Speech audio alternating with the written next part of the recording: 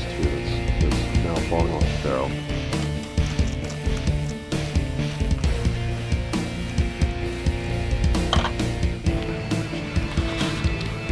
Top part has to do electrolysis back yet. That's going to be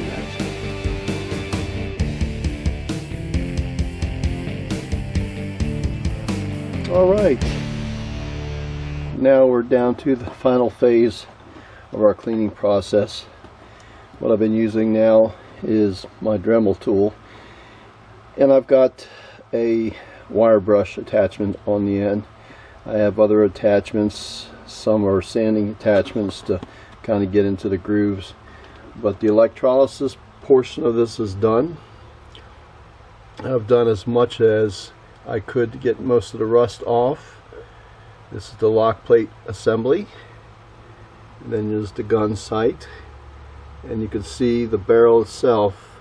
There's still a little bit of rust in between the pores, deep in those little holes. And I'm going to have to get those out because we don't have any type of rust whatsoever left into the musket barrel.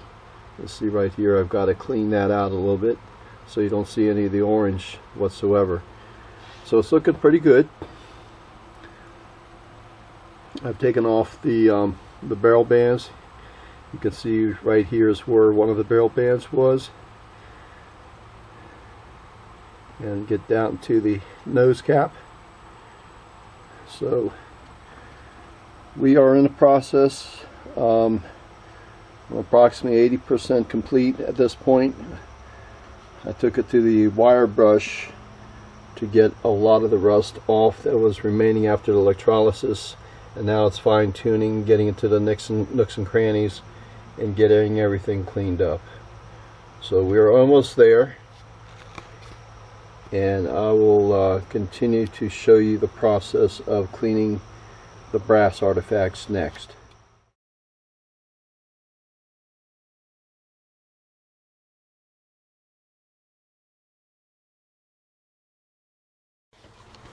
Along the way, I've taken the brass parts, the butt plate, and I've cleaned that off as much as I can.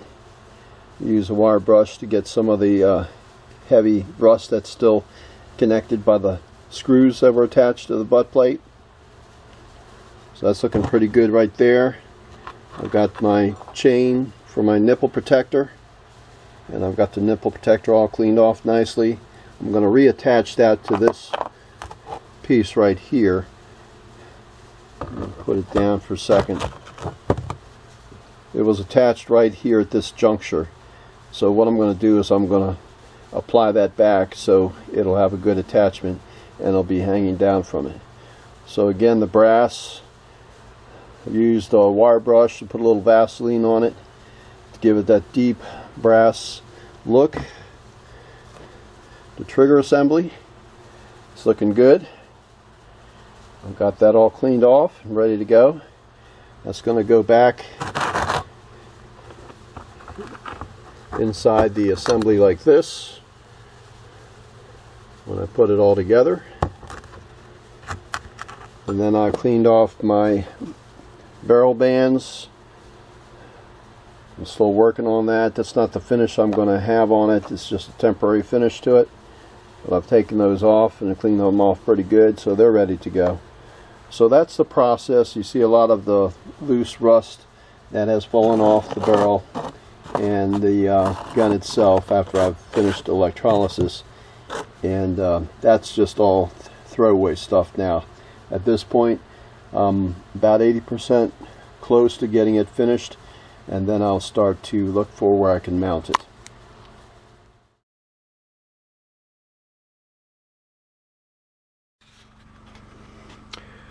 What you're looking at now is a Springfield rifle which I dug in the 80s, and I want to show you a neat trick in order to connect the trigger guard assembly to the actual stock of the barrel and the lock plate of the Enfield rifle.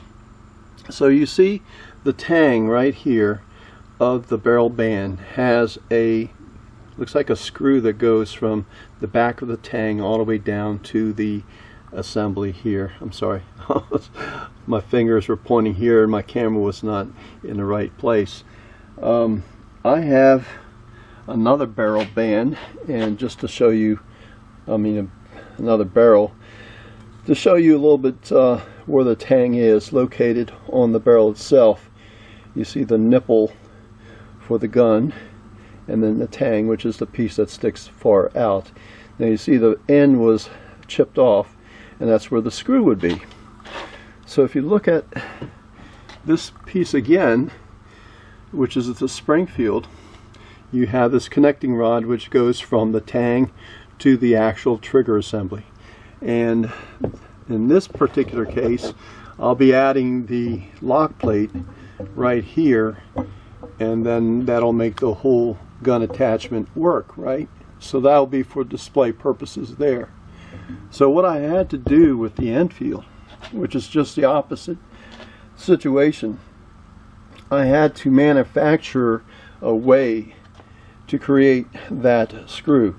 So what I did is, on the back part of the tang and to the actual trigger assembly, I put in a nail and I attached it to the tang and the trigger assembly.